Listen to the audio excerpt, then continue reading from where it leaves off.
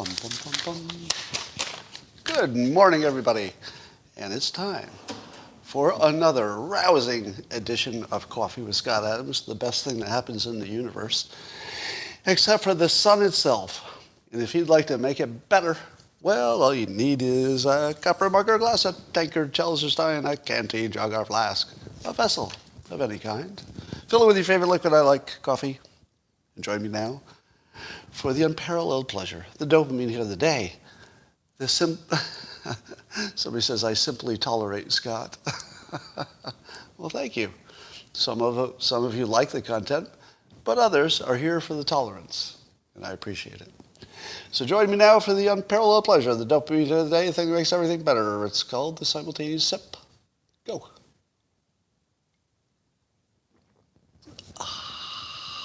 Oh, good. Yeah, that's good stuff. Rah. Well, in Portland, the people in charge have decided that instead of using the police, which, as you know, are overfunded in Portland, according to Portland, instead of using their limited police to break up violence between opposing political groups in the city, they decided to stand back and let them fight. Because they were just using things like sprays and clubs and stuff like that. It wasn't especially dangerous until the gunfire. I guess the police got involved when there were shots fired. But until then, they actually just stood back and observed. And they let the two opposing sides fight it out. To which I say, thank you. I have never agreed with Mayor Wheeler more than right this moment. They're letting them fight it out. I don't know what could end it faster, right? Because it seems to me that if you try to break it up and you keep them from hurting each other too much or too many people getting hurt, they'll just come back. But what happens if you let them fight it out a few times? I think fewer people show up next time. You know, if you got your head broken, probably you don't go back. I don't know. So we'll try that, and I like it in the A/B testing sense of things. So while common sense tells you, hey, put those police in there and stop that fighting on your streets, well, let's try this. It could work. I'm not saying it will. I don't think you could quite predict that it'll come to a good end if you let them fight, but we haven't tried it. Let's give it a try. If Portland wants to be the test case for let them fight, I say put some bleachers in there and sell tickets and let's go nuts. Well, I think I predicted to you that Afghanistan has some surprises coming. Now, I didn't know exactly what the surprises would be, but one thing you can be sure of, that whenever you got one of these fog of war, chaotic situations, something is going to come out of this that you say to yourself, what? How did that happen?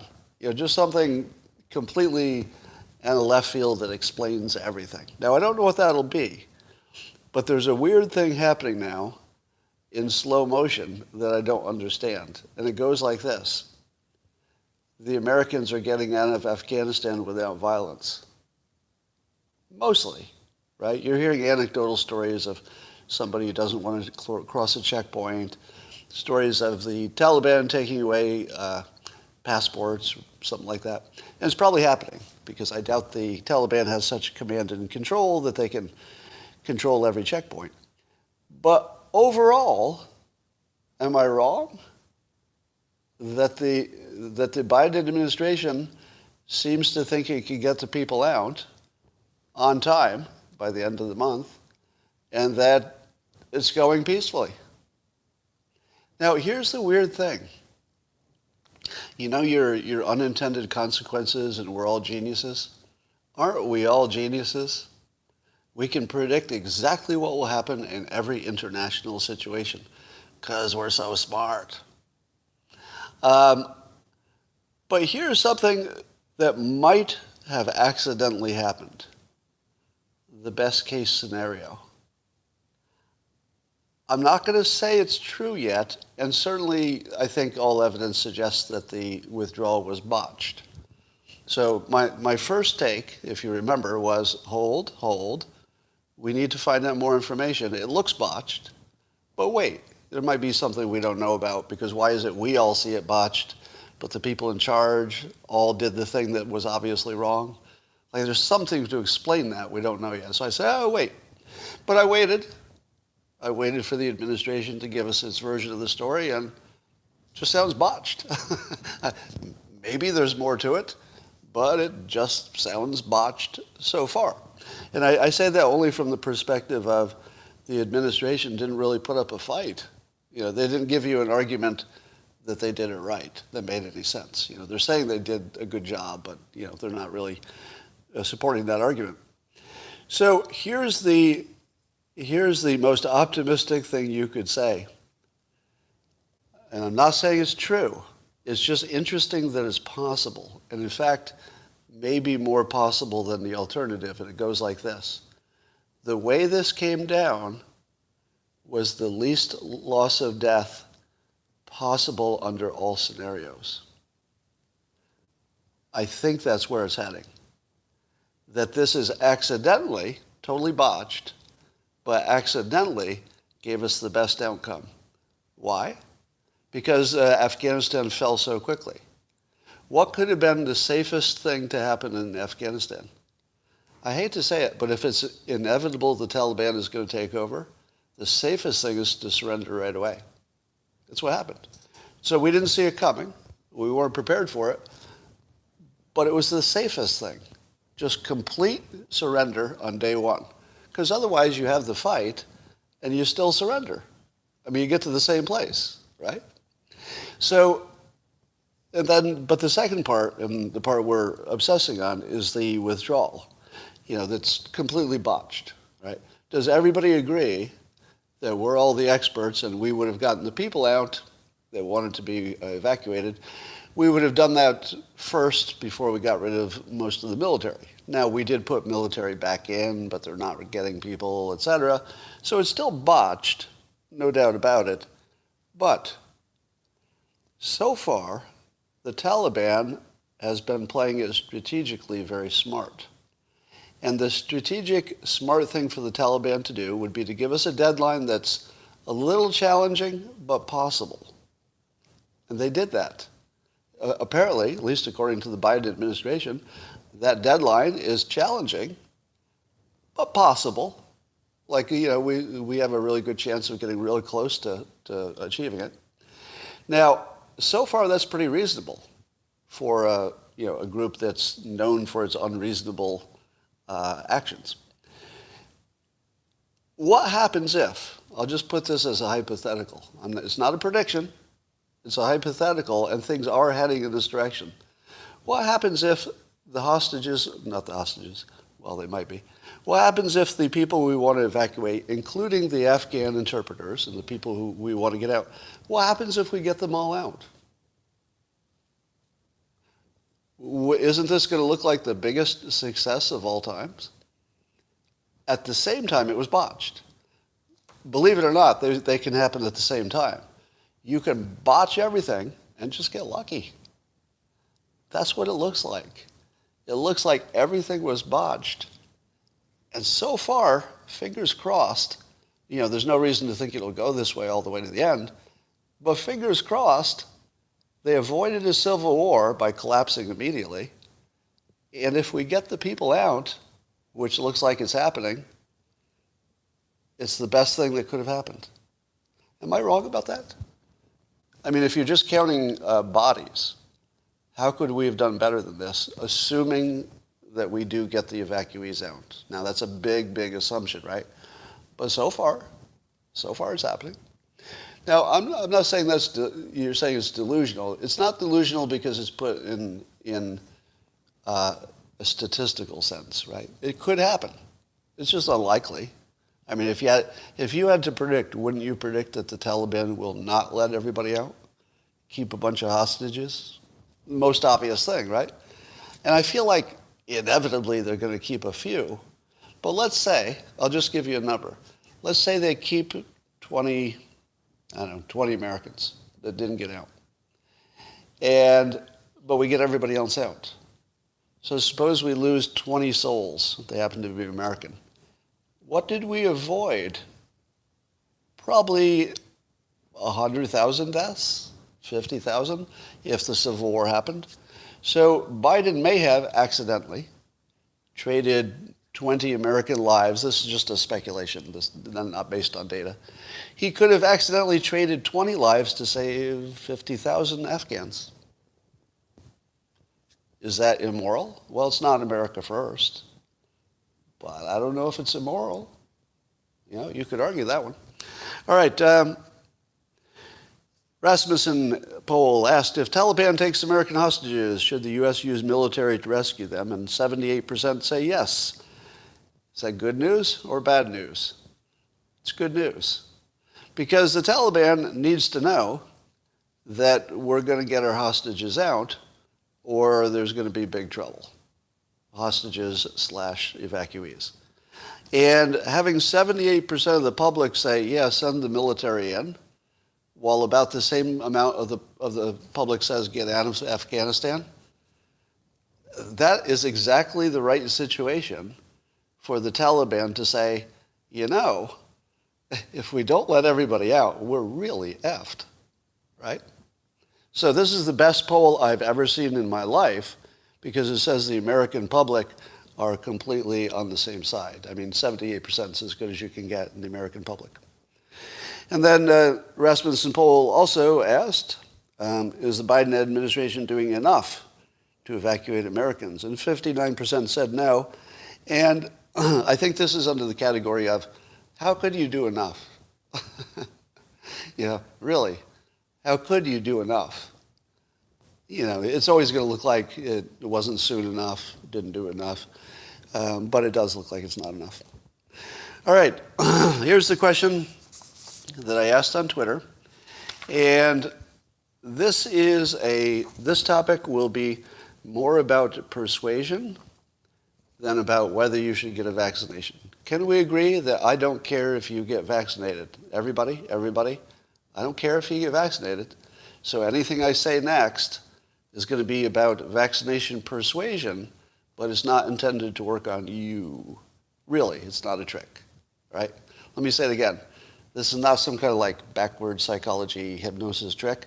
I really don't want to persuade you on this. I really, really don't. It's totally unethical because it's a health decision. You got to make your own decision on that. I'll persuade you on politics. I'll be happy to do that. I'll persuade you on how to live your life better, how to have systems instead of goals. I'll persuade you on all kinds of stuff, but not your health decisions. Not that. That's on you, totally. But let's talk about the persuasion game because it's happening, whether I participate or not. And Omar Khatib alerted me to, there's a series of tweets from Advertising Insider in which they asked some advertising professionals what the governments could do to persuade more people to get the vaccination. Now, did the advertising executives say much the same thing I did, which is, hold on, even if we could persuade people to get the vaccinations, it would be unethical. So let me back out of this conversation right away because I'm a marketing professional and I'm not going to cross that ethical barrier. Well, that didn't happen. Instead, they gave you pretty good specific suggestions for doing the most unethical thing in the world, persuading people to get a health outcome, a particular treatment. So here are some of their persuasion points, and I'm going to evaluate them so you can get a little lesson on persuasion at the same time. Number one, are marketing executives good at persuasion? Anybody? Who works at a big company where there are professional marketing people? Are those professional marketing people trained in persuasion, let's say the way I am? I'm a hypnotist, etc. Do you think they have the same kind of persuasion training as this cartoonist? No, not even close. But they do have a lot of tools, so they can do polls and they can do focus groups and they can A/B test things. So they can use brute force to get to a good outcome because you can just randomly try stuff, semi-randomly, and then just test it and see if it works and then do more of the stuff that works. So that's marketing. But here's what marketers are not good at. the first try, because almost nobody is, right? The first thing you try isn't necessarily going to work. So here are some of their first things to try. From, let's see, this is from, these are different marketing executives. This is from Jim Lasser. Suggests using humor to disarm those who oppose the vaccine. Nope. Nope. You can use humor. It'll maybe make a good commercial for selling your soap or your beer. But humor isn't going to change your healthcare decisions. I'm sorry. It just isn't. Now, maybe he's right. That's why you test it, right? So what is the value of my opinion on the initial input, the thing that you could test? Well, I think my opinion is pretty good, better than the average, because I study this field, but I could be wrong. Maybe you test this and it's exactly the right thing, but I doubt it. My instinct tells me the humor is not where you go on this. Definitely not. In fact, I would go with fear, the opposite of humor. Humor is, ha ha ha, I'm relaxed, I'm having a good time. That's not the head you want to put people in. If you want somebody to do something as radical as putting a needle in their arm, you got to scare the shit out of them, right? That'll work. You got to scare them. I don't think anything else will work. Let's go on with these other ideas. He said that the same guy said that the stickiness of puns can be effective.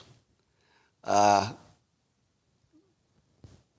don't know about that. Now, the stickiness of puns in terms of wordplay, that does have some scientific support. If the glove doesn't fit, you must acquit. Sort of wordplay, it's a rhyme. The rhyme does actually create some persuasion. So science supports that.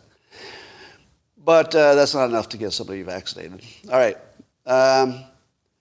Another guy said, a marketing professional said, let's turn it from you got to get protected to let's effing track this thing down and kill it.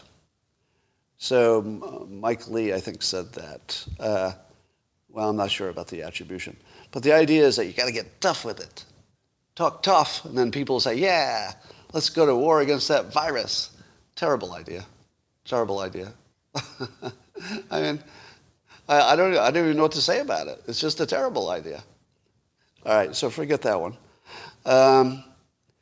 Another said that who originally casted doubt on the vaccine should play the trump card and give him credit for starting the vaccine program and directing the resources. Possibly the worst of all the ideas. If you bring Trump into the conversation of vaccinations, do people even try to make a medical decision? No. As soon as you add Trump to the conversation, it's a political conversation. It doesn't matter what the data is. You throw Trump into any conversation about healthcare, and it's just a Trump conversation. So this is a horrible idea, like really, really, really bad from this marketing professional. Don't throw Trump into the conversation. Yeah, that just makes everything worse. All right, here's another one. An effective campaign would have to find people who are anti-vaccine and convert them. So you'd have to find the anti-vaccine people and get them to be pro-vaccine and then help sell it. Would that convince you? If you saw somebody who is anti-vaccine, let's say you are, and they were that anti-vaccine just like you, but unlike you, they had changed to be pro-vaccine, would that change your mind? No. No, it wouldn't. Not even for a second. The first thing you say is, well, they bought off another. There's another sheep. Looks like another sheep went to slaughter.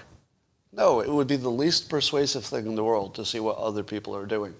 Now, suppose all you did was show that smart, good-looking people were getting vaccinated, and the people who were not getting vaccinated were unhealthy-looking slobs who make lots of bad decisions in general. Well, that might work. That might work. Not a specific person, because we discount celebrities' opinions completely. But what if it was a montage of smart, beautiful-looking people getting vaccinated and, obese, bad decision makers not getting vaccinated? That might work. because people are tribal, and they'd say, oh, I want to be in that tribe, not that tribe. So, I mean, it would move some people in either direction, but I think your net would be good. And when I say that, again, remember, you'd have to test it. I'm not smart enough, nor is anybody, to know what will work without testing it. Persuasion doesn't really work that way. Even the hypnotist who's hypnotizing you in real time, just the two of you in a room, that hypnotist is still A/B testing. Because you're trying stuff, you're looking at the reaction, try something else, look at the reaction. So without the testing, you don't really have a system for persuasion. They'd have to be part of the team. All right, here's some more. You shouldn't assume everyone is motivated by politics. Okay, that's real helpful. Because, well, how does that persuade you? I guess the point is to make it non-political, but we've tried that. That didn't seem to make any difference.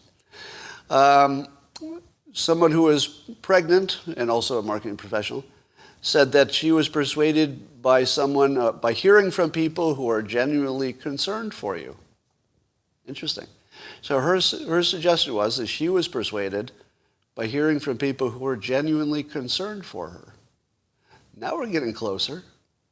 Now that's some real persuasion, at least good thinking, because we are persuaded by people who genuinely care for us. Why is it that you don't think the pharmaceutical companies can be trusted? Because they don't care for you. Why is it that you don't think the government can be trusted? They don't care for you. Why do you not believe the pundit you see on the news? Don't care for you. In fact, it might be the same pundit who wants to hunt you down.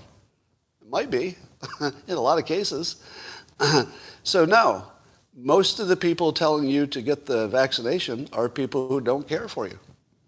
Literally don't care about you one bit. They don't even know you. You're a stranger. But how persuasive would be somebody who actually does care for you? Now, they may not be experts on vaccinations, but I'll bet it is persuasive. So I don't know how you could ramp that up to get lots of concerned people talking to vaccinated people, and I'm not suggesting you should. I'm just saying that at least this is genuine persuasion smartness. You know, it looks like something you could test. All right, here's another one. You should treat the campaign for the vaccination persuasion with the kind of budget and tactics you'd see a political party use to get out the vote. I think they did, didn't they? Wouldn't you say that the government did exactly that? Used the same kind of mass persuasion as get out the vote? I feel like that's sort of a non-answer. That's a very marketing meeting answer. All right, here's my take. So I'm going to add my own persuasion suggestions. Again, I'm not trying to persuade you. I'm teaching you how to do persuasion. Okay? Can we all deal with that distinction? Not trying to persuade you. That would be unethical. But I'll tell you how persuasion works. I think you need a fake because. In other words, I think there are a bunch of people who are close to being persuaded and would like to, but they're still stuck in their old opinion. So they need a fake because. Something that they can say, oh, something changed. So now my old opinion was right, but now my new opinion is right too, because something changed. So you need that fake because the something changed. The FDA approval might be that. So I think some people are going to say, even though the polls suggest it's not going to make much difference, I think it will. I think the polls are misleading. I think that the FDA approval is even going to make the Moderna vaccination more popular, even though it doesn't have FDA approval. People are going to kind of expect that it will get it because the Pfizer got it. So there's some, crossover persuasion that the Pfizer thing will make the Moderna thing look safer, even though they're different things. It's just how your brain works. So the fake because, I would look for other fake becauses, not just the FDA approval, but how about we've waited long enough that the odds of problems are way down because you would have seen most of them, pop up. That'd be a fake because, but there could be others too. As I said, you need fear and visual persuasion. Anything less is barely trying. So you need to show people dying of COVID, like in the worst possible ways, and saying, I should have gotten the vaccination, and then dying. And there are plenty of anecdotes like that. CNN is promoting that kind of persuasion with their story choices. And I think it works. I mean, you could argue that CNN shouldn't be in the persuasion game, but unfortunately they are. And I would say that those anecdotal, terrible visuals where you can sort of put yourself in the bad and you say, oh, I can see myself being that guy. Don't be that guy. All right.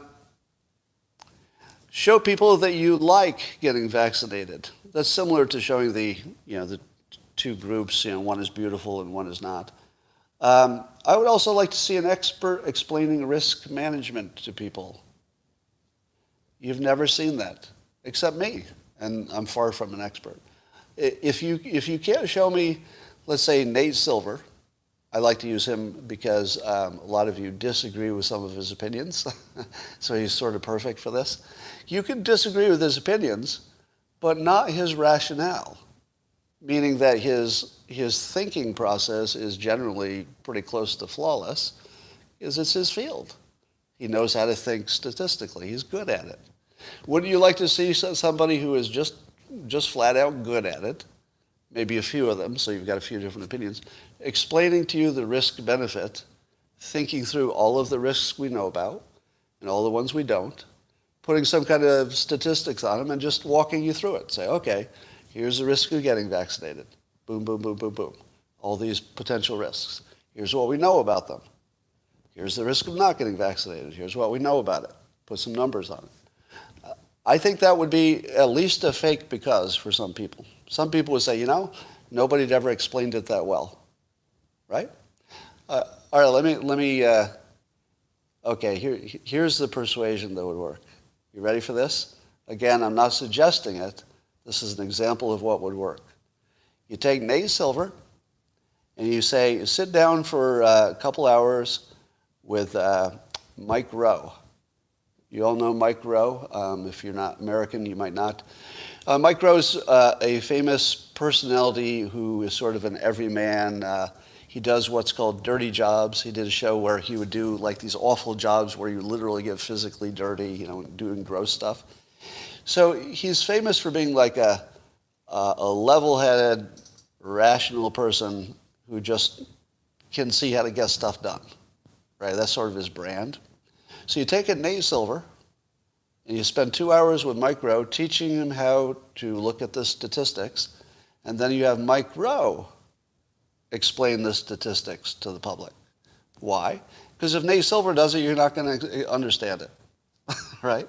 He's almost too good because his explanation would have enough nuance in it to be accurate, but maybe a little confusing because you can't follow the nuance of statistics. But you take that stuff and you package it up with Mike Rowe, a really, really credible voice, especially to the right, who has a lot of resistance. Mike Rowe could sell the shit out of this. He really could. Now, people are saying, is he a scientist? Is he a statistician? No. He's you. That's why it works. Do you know who would be the most persuasive person for you? The person who would convince you specifically the best would be you. If you could make a digital version of yourself and give it a script written by somebody who knows what they're talking about, and then that digital version talks you into getting vaccinated, it would be the most persuasive thing that could happen. You couldn't beat that, right? Mike Rowe is you. That's sort of his brand. I hate to characterize other people because he might not want to characterize himself that way, which is unfair. But in my view, the thing that makes him popular is you say, yeah, I think just like that. That's, Mike Rowe is saying the words coming out of his mouth are the ones I'm thinking, but he's saying it better than I'm thinking it. That's the ultimate. He says what you're thinking, but he says it better than you're thinking it. Somebody says, why a white person? That's a good question. If you could take the same concept and replace Mike Rowe with, I'm going to say Charles Barkley, just to pick a name, right? I picked Charles Barkley because I don't know if anybody's been more popular with everybody. If you don't follow basketball, that's an unfamiliar reference. But Charles Barkley is black, but his sort of approach to race is so commonsensical that it just appeals to left and right in a weird kind of way. So, yeah, You take a Charles Barkley, who everybody likes, and he's famous for being a plain talker, common sense kind of guy. Yeah, that's actually, that might even be an upgrade on my idea. I think Mike Rowe would be great. But yeah, a Charles Barkley, absolutely. You could do that. Somebody says Steve Harvey. Maybe. I don't know. I think Charles Barkley is more relatable, I feel like. More the, the everyman, talks like you do kind of thing.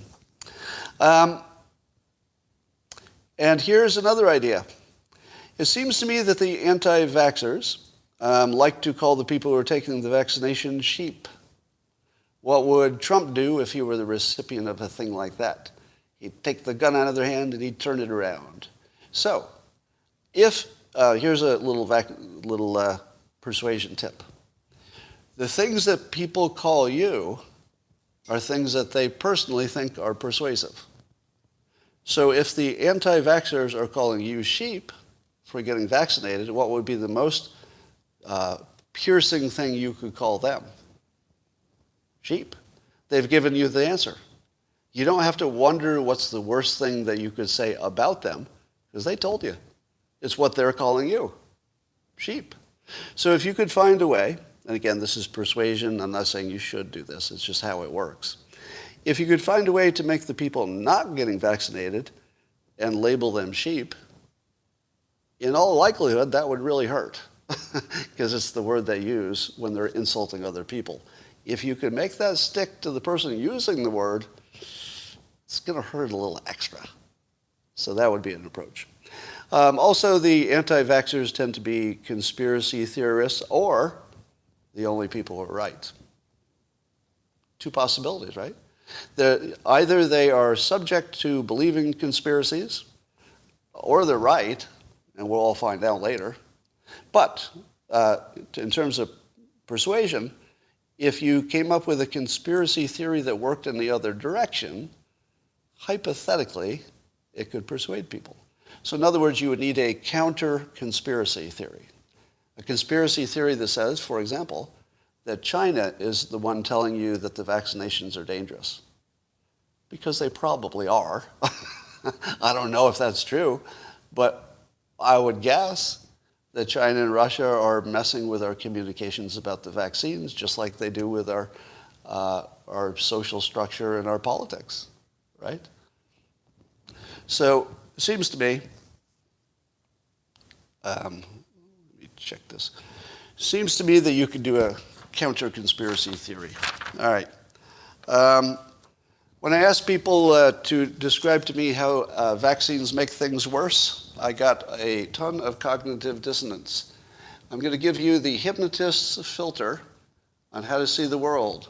So the question I asked is, how could it be that so many people think that vaccinations make the variants worse? So that's a very popular thought, and may be true. It might be true that the vaccinations make variants worse. So I asked the following question: can you describe the mechanism for how that could possibly happen? Because everybody's sure of it. I mean, it seems like the entire public is sure that's true. But I said, well, describe how exactly that works. And what happened was, and this is the hypnotist filter. So my filter on this is probably different than yours. Your filter is probably something like this. Some people are right, and some people are wrong. Some people are well-informed.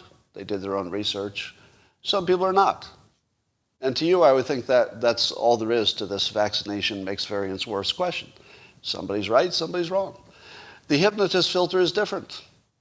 The hypnotist filter says this: there were a lot of people who publicly and to their friends have said, I understand this issue. It's basic evolution. If you put evolutionary pressure on the normal virus, it will give an advantage to the variant. Boom, Scott, I just explained it.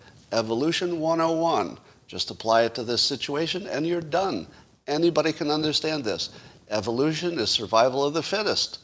The fittest variant will be the one that can get through the vaccination, right? Pretty logical.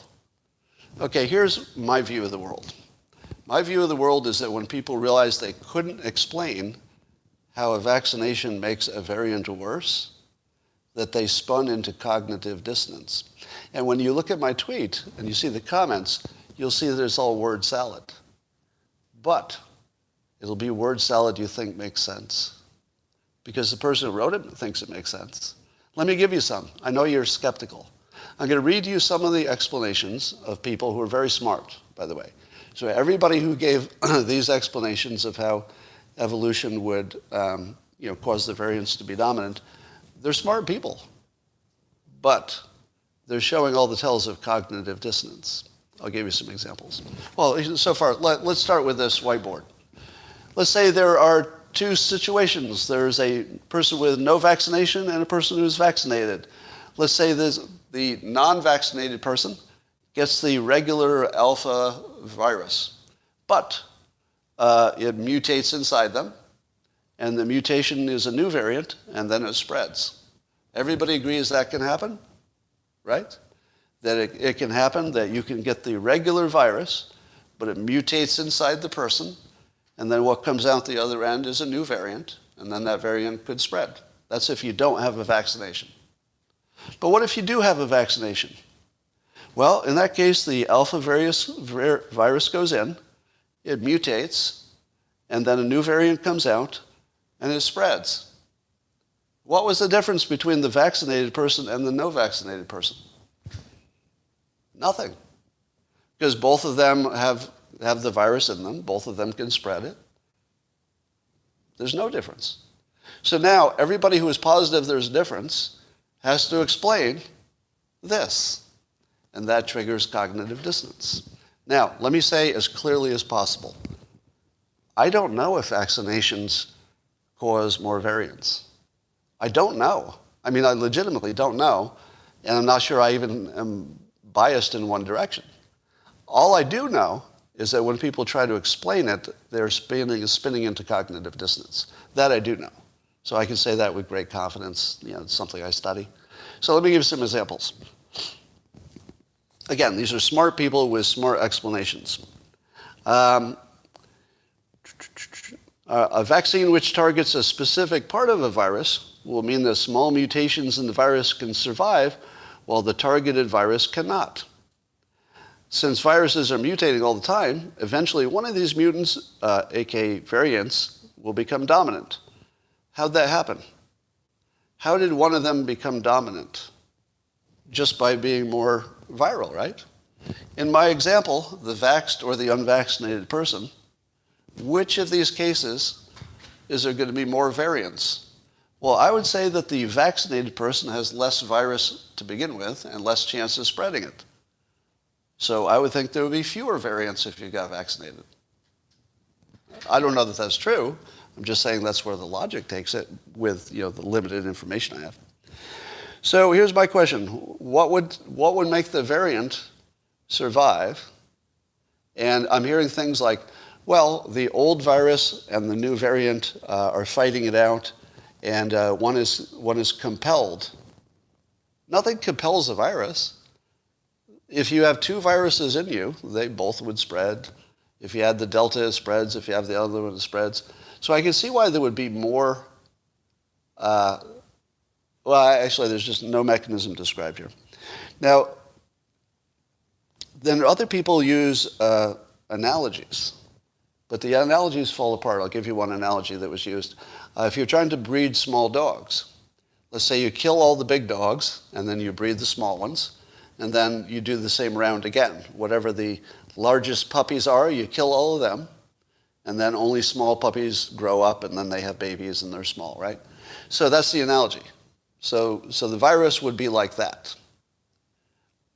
No, it wouldn't, because the virus doesn't kill all puppies. The virus doesn't kill all anything. It just reduces it. So the analogy would be if you were trying to breed small puppies, you take all puppies and kill 10% of them. How does that help? So the analogy just falls apart because there's always some difference in the analogy from the original, and it's a big difference. So there's that. All right, so some of you in the comments are saying survival of the fittest. How many of you in the comments think that survival of the fittest can explain why the big variants get out past the vaccines and the weaker ones don't. Is it survival of the fittest? Because that's the thing, right? You've all studied evolution. Survival of the fittest. How many of you know that survival of the fittest is not science and that it's not evolution and that survival of the fittest doesn't exist? How many of you know that? How many of you know that the theory of evolution does not include survival of the fittest? That's completely debunked. How many of you knew that? Somebody was about to say that. And do you know who debunked it?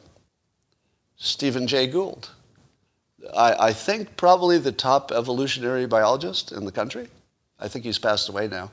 But it's debunked by the top evolution scientist and agreed by all of science. There's nobody in the evolution field who thinks survival of the fittest is a thing. Did you know that? Because so many of you said, well, yeah, survival of the fittest. You just apply it to the virus. But it doesn't exist anywhere. It's not a thing. Most people think it is. It's sort of like people believe that Trump said, the Nazis were fine people. People think that Trump said, drink bleach. It just didn't happen. None of those things happened.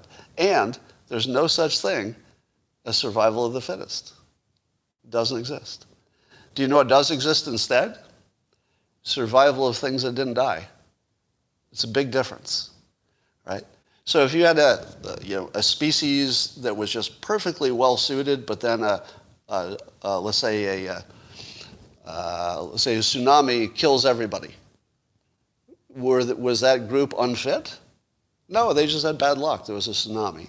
It got them all, right? So there's luck and there's survival of things that survive, but that's it. There's just survival of things that survived. So in the world of survival of things that survive, which is the whole explanation, just some things survive. They get lucky. That's it. No, it's not semantics. It's not even close to just being semantics. If you don't see the difference between survival of the fittest and survival of the random, you're missing a really big point. I'm saying that the way we evolve is survival of the random. It's not the fittest. Sometimes it is, but it's coincidence. All right. So it's not so much natural selection as just chance, would be a better way to say it. It's just chance. So I don't see how chance can be part of the explanation. But we are warned by Ian Martisis that there's a bigger risk called original antigenic sin. How many of you have heard of that? Raise your hands if you've ever heard of original antigenic sin. I'm going to try to explain it, but forgive me because I don't understand this field well enough. So I'll give you the dumb person's, the idiot's definition. It goes like this. If your immune system has been trained against a particular attacker, let's say a virus, you have a kind of immunity memory. And that immunity memory could work against you as well as for you. And the way it could work against you is that when a new virus comes in, a variant, let's say, your immune system says, oh, I know exactly what to do. And it ramps up to fight the virus, but it's a different virus. It's just one that's like it. Now your immune system is all ramped up to fight the wrong thing. It's actually working overtime on the wrong thing because it said, I think that virus is a lot like that other one. So it goes to work on the wrong virus, and then the right one just has a clear channel. Now, apparently that's a real thing which has happened in the past in different situations. So just know that that's out there. All right. I don't know what the size of that risk is, actually. And that is what I wanted to talk about today. I'm going to run and do something else. And I hope you don't hate the persuasion lessons in the context of these boring topics like vaccinations and masks and stuff like that. I think the persuasion stuff is interesting. And if you don't, let me know. But I think that you learn something when you see the persuasion element separate from the science. All right, that's it for now.